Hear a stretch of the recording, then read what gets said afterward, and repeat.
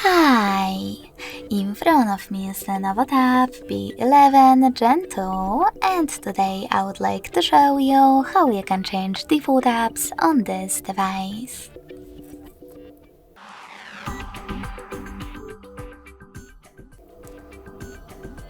First of all, go into Play Store and install your new defaults. I will go with Opera Mini Browser. When your apps are ready, go into Settings.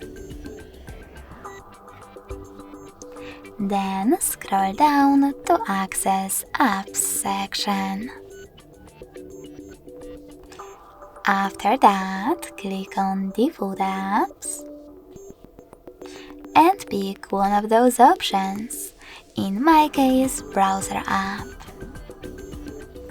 Lastly, click on your new app that you wish to apply, in this case Opera Mini, and tap on the back button. So when I do that, as you can see, my default app has changed. Thanks so much for watching. If you enjoyed this video, smash that like button, comment and subscribe. Bye!